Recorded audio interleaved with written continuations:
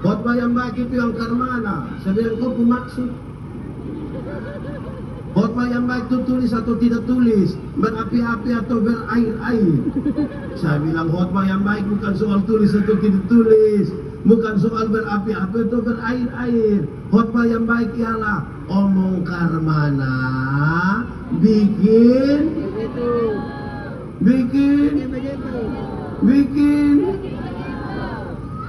omong karmana, bikin karmana. Omong karmana bikin begitu. Jangan omong lain. Di WiFi sini ada. Ada. Laki-laki kau perempuan. Semua. Nah dia paham apa juga. Omong apa bikin itu toh? Ambil kok. Karena ada orang yang lebih parah. Bukan sekedar omong lain bikin lain. Ada yang malah pikir lain, omong lain, bikin lain. Hasilnya kelainan. Jadi kalau saudara ketemu orang kelainan itu tidak sinkron semua. Otak lain, mulut lain, tidak. Saudara mau berdampak. Bayangkan kalau pohon itu dia buah di sana, dia biji di sana. Ini. Bagaimana dia berdampak? Dia bertumbuh. Amin kau. Amin. Itu pendeta punya. Jemaah, sarjana pertanian kan bagus toh. Apalagi kalau wisuda pakai syukuran wisuda, mantap. Tidak soal. Saudara tahu ilmu pertanian, bagus toh. Tapi harus bisa tanam tomat. Kalau pikul itu sarjana pertanian mah tidak tanam kurus 1 juta. Apa?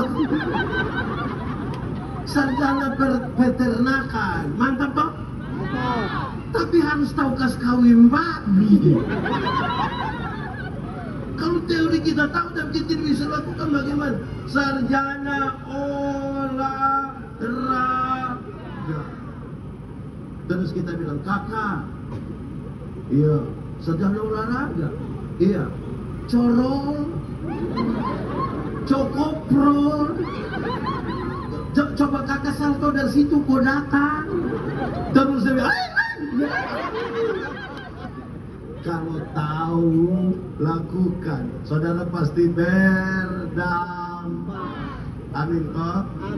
Sudah 2. Pertama tadi belajar untuk, kedua belajar untuk tahu, dan ketiga ini dia naik kelas lagi.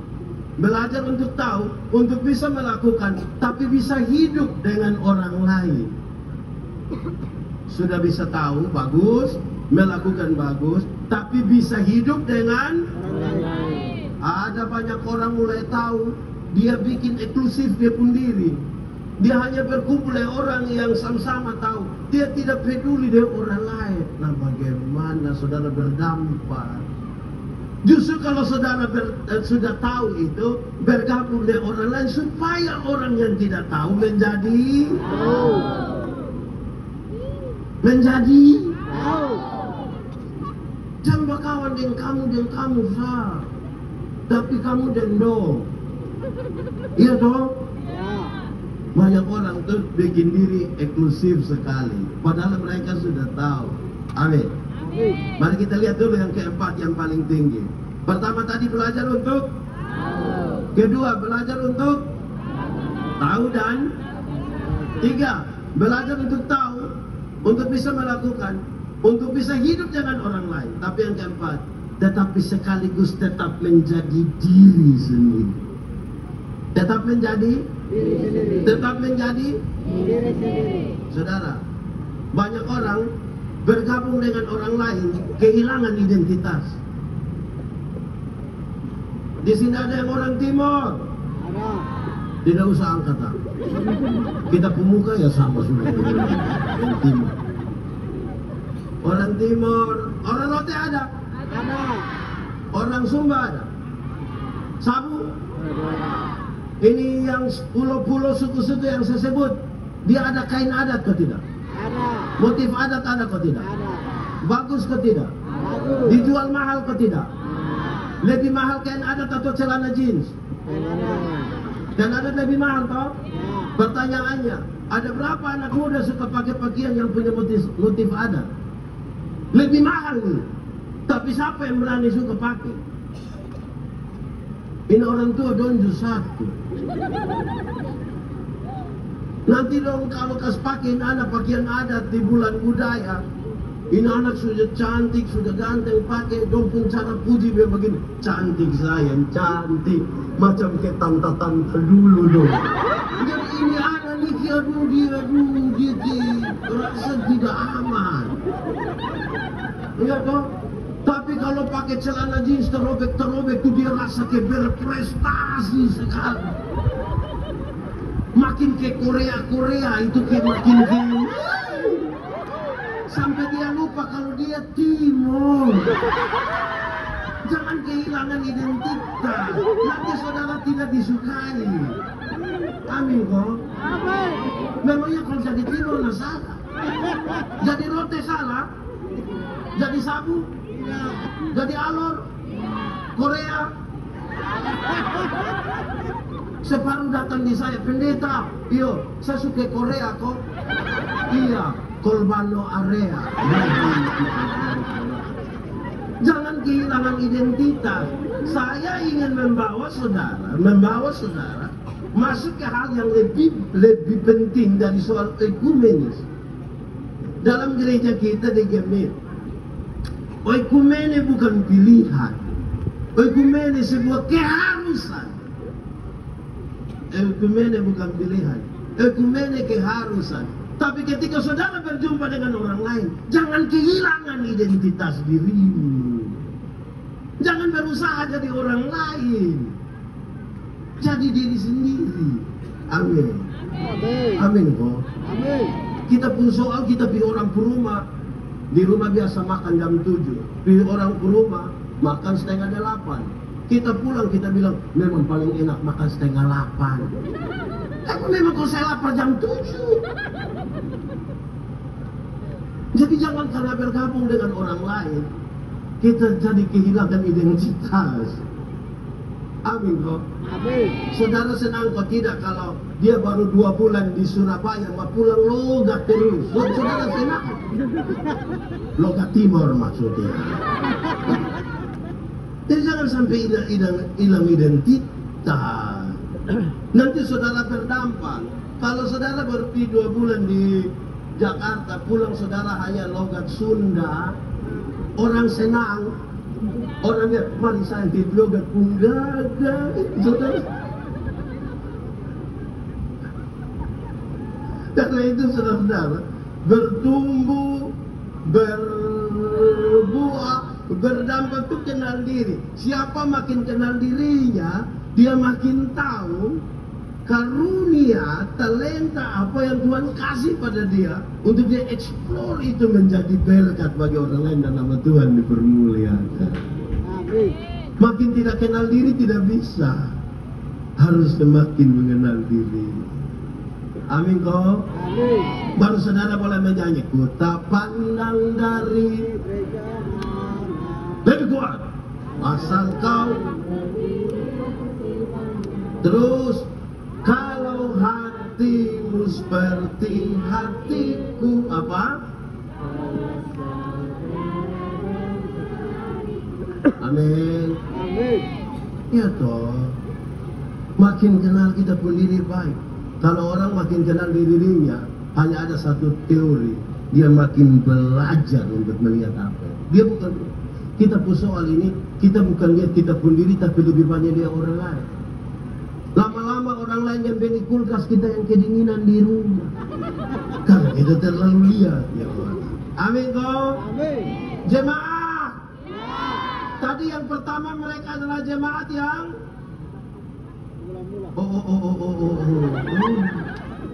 mereka adalah jemaat yang bersak. Kedua, mereka jemaat yang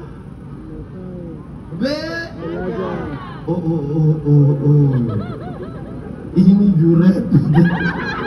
Apa? Satu, mereka jemaat yang kalau bersaksi berapa persen omong Tuhan? 95. Berapa persen omong diri? 5. Jangan balik. Nanti tak balik. Amin toh? Kedua, mereka jemaat yang belajar itu ada 4. 1, belajar untuk. Kedua, belajar untuk tahu dan. Ketiga, belajar untuk tahu, melakukan, bisa hidup dengan. Keempat, yang paling tinggi, belajar untuk tahu, melakukan, hidup dengan orang lain, tetap menjadi Diri sendiri. amin kok. Amin. 3, mereka adalah jemaat yang berdoa. Sama-sama, jemaat yang jemaat. Doa itu relasi, bukan kata-kata. Ulang. Doa itu bukan kata-kata. banyak orang terlalu perhatikan kata-kata sampai lupa membangun relasi. Makanya ada orang yang terlalu cerewet di ini hebat, tapi kalau kita bilang kakak, sebentar kakak doa makhluk sembah. Kira mau ngomong di lupung kawan, betul? Di hebat ada. Jujur siapa pun bapak coba anda. Doa relasi bukan kata-kata. Amin Saudara dengar, jemaat. Kalau saya dengan bapak kami dua punya relasi, kami saling kenal. Beliau bawa motor, saya jalan kaki, ketemu saya di jalan tanpa saya minta, waktu berhenti tanpa saya minta. Karena kami dua punya relasi kan. Paling waktu jalan, pendeta, yo, gimana? Naik. Karena kami dua punya relasi. Betul atau tidak? Betul. Bayangkan kalau saya dan bapak tidak ada relasi, kami dua tidak saling kenal. Saya jalan kaki, waktu naik motor, ketemu saya di jalan, waktu berhenti juga, tapi dia tanya, ojek kok pak? Banyak orang sibuk dengan kata-kata, lupa membangun relasi. Doa itu relasi. Amin. Karena saudara bisa bicara dengan orang yang saudara tidak kenal.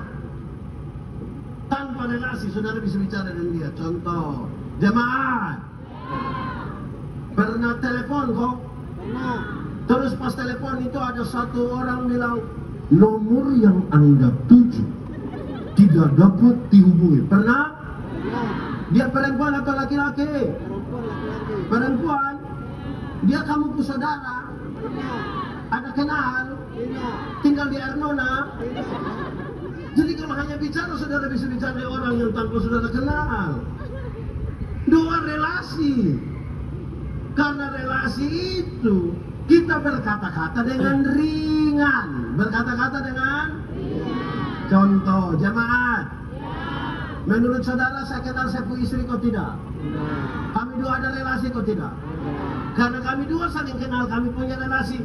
Waktu saya mau minta teh di ibu pendeta, cara mintanya ringan, mak, bikin teh dah saya. Gelas kecil saya, dan tolong banyak gula, papa sutuan ini takut sakit gula. Dan cara minta hanya begitu.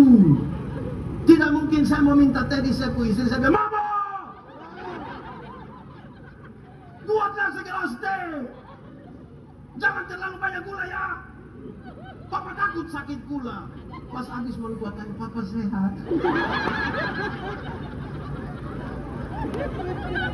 Doa itu relasi. Sama-sama, 1, 2, 3. Doa itu Relasi. bukan kata-kata. Kita yang terlalu sibuk dengan kata-kata, lupa membangun Relasi. jemaat. Ya. Saya minta tolong yang pegang sini, Bapak buka Efesus 6 ayat 18. Yang lain tahan napas dulu, biar seadat. Oke, kita baca sama-sama 1, 2, 3. Dalam segala doa dan permohonan, berdoalah setiap waktu di dalam roh dan bercari tiap dalam permohonan yang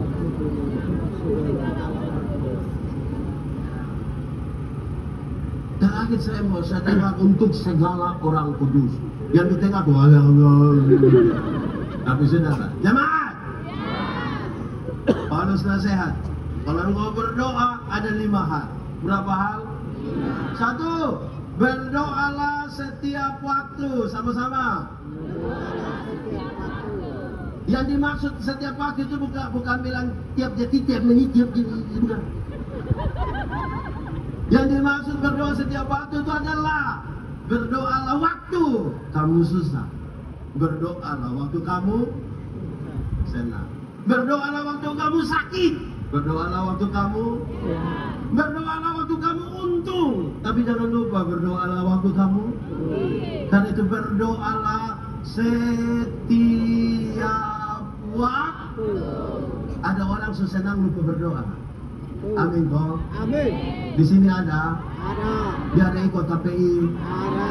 Dia pakai baju warna Tidak tahu. biru.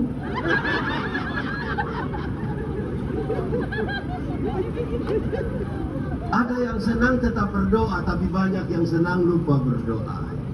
Ada yang susah masih berdoa, tapi ada waktu susah sudah tidak mau lagi berdoa. Betul?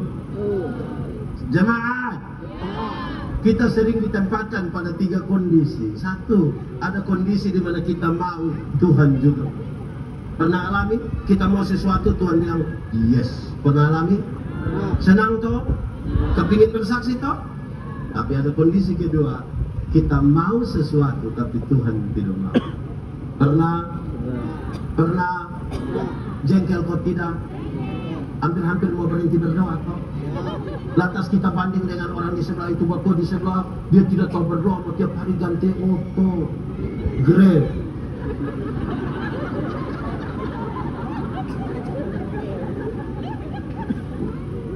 Jemaah, ada kondisi yang ketiga, Tuhan mau, tapi kita tidak mau. Pernah alami Tuhan mau sesuatu tapi kita tidak mau? Jemaat, ada yang ada pemarah dan kakak adik, Ada. dan bapak mama, Ada. ipar-ipar, Ada. mama mantu, Ada. bapak mantu, Ada. dari Winglasi. Jadi kita nikah dengan siapa? Bapak mantu Winglasi. Oh ya, tapi jemaah, waktu kita bakal dengan bapak mantu, memantu, kakak, ipar-ipar, kan Tuhan bilang begini, damai, ampuni dia, berdamai. Tuhan suruh kita mengampuni dan, tapi kan kita tak cek ya waktu dia maki kita tuh, betul atau tidak? Marah tuh, langsung berdamai. Dan itu Tuhan bilang berdoa. Dan kita lagi tak cek dengan dia. Saudara pernah tak cek ya? Enak. Cek leher. Iya, karena kita lagi berdoa. Pengampunan itu satu paket dengan pendamaian. Sama-sama, pengampunan satu paket dengan Pendamaian. ada orang mau mengampuni tapi tidak mau berdamai. Orang yang mau mengampuni tapi tidak mau berdamai, dia selalu bilang begini, Pak Pendeta, untuk marah saya tidak marah, untuk marah saya tidak marah. Kau mau marah bikin apa kita tua-tua begini? Dia mau datang juga silakan, rumah terbuka. Tapi untuk saya mau pergi, maaf, maaf. Pernah dengar itu kalimat? Sendiri omong. Bertobatlah. Kalau tidak bertobat minimal berobatlah. Itu sakit berat. Ada orang mau berdamai tapi tidak mau mengampuni. Itu biasa anak kecil loh. Anak kecil loh ini kalau dia main kelereng kalau berkelahi, dia pun bapak bilang, damai, damai. Ini kamu saudara, damai. Saudara lihat kalau berdamai, kan kita orang NTT berdamai pakai capak tangan toh. Hei, cium, cium, cium, ini kamu saudara. Besok-besok kan kau susah bukan kelereng yang bantu, saudara yang bantu. Betul toh? Terus dia pun cara cium itu. Berdamai, tapi tidak mengampuni. Amin. Amin. Karena itu nasihat ini menarik. Berdoalah setiap, baik susah, baik untung, baik sehat, baik. Kedua, berdoalah dalam roh. sama-sama. Berdoalah dalam roh. Berdoalah dalam roh. Yang dimaksud berdoa dalam roh bukan berdoa pakai bahasa doa. Yang dimaksud berdoa dalam roh adalah berdoalah dalam kesatuan dengan Roh Kudus. Kenapa? Tuhan yang kepadanya kita berdoa, dia Tuhan yang kudus. Datang kepadanya mesti datang dalam kekudusan. Karena itu menyatulah dengan Roh Kudus supaya kamu dapat datang kepada Bapa itu. Amin. Jemaat, yang kudus tidak dapat bersatu dan tidak kudus. Yang gelap tidak dapat bersatu dengan yang terang. Tanggalkanlah kesutmu, sebab tempat di mana engkau berdiri itu adalah itu. Jemaat, Roma 8 ayat 28 paling banyak orang pakai. Tulis lagi di Facebook. Baik, Allah turut bekerja untuk mendatangkan kebaikan. Jemaat, sebelum ayat 28 ada ayat 26, 27. Dia bilang begini, Roh berdoa untuk hal-hal yang tidak terkatakan. Kenapa? Dengar, waktu saudara punya masalah, saudara ada masalah, tidak usah omong. Saya lihat ini muka masalah. Masalah ialah kesenjangan antara harapan dan kenyataan. Harapan menikah umur 27, ternyata 34. Harapan lain, kenyataan lain. Nah, waktu kamu ada masalah, kamu tidak tahu jalan keluar apa yang terbaik, tapi Roh tahu. 5 menit dalam perjalanan hidupmu ke depan, saudara tidak tahu, tapi Roh tahu. Berdasarkan itu, berdoalah dalam kesatuan dengan Roh. Kalau sudah paham itu 2 hal, baru Anda mulai katakan, ternyata Tuhan turut bekerja untuk mendatangkan kebaikan. Amin. Pasti saudara berdampak lebih banyak. Amin kok. Ketiga, tadi pertama berdoa. Satu berdoa setiap waktu. 2 berdoa. Ketiga, berdoa tapi berjaga-jagalah.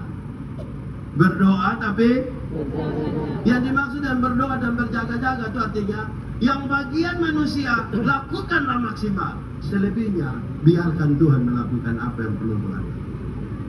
Jemaat, ada yang ada kios di rumah, ada yang tutup kiosnya malam.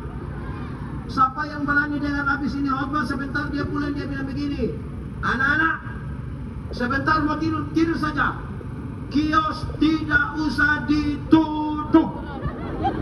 Terus orang tanya, Papa suka kenapa nih? Tidak usah. Kok kenapa? Sudah berdoa kok kamu takut. Menurut saudara besok gula masih ada? Gula masih ada? Beras masih ada? Vicin? Minyak? Makanya yang perlu kita lakukan, lakukanlah. Amin kok? Jemaat, mati hidup itu Tuhan yang atur, betul? Itu persoalan iman. Yang iman ini dia kasih tahu otak, yo, tahu apa tidak? Tidak, kasih tahu dulu. Otak, mati hidup itu Tuhan yang atur. Jadi otak itu kasih tahu kaki, supaya kalau ada otot trek lari kincang di muka situ, kaki jangan lompat di tengah jalan. Jelas? Tangkap yang saya maksud? Dalamnya kosong berdoa. Jemaat, ada masa depan dalam tangan Tuhan. Amin. Betul-betul amin. Meyakini. Saya mau kasih tahu, Tuhan menyiapkan masa depan bagi anak-anak Mukoma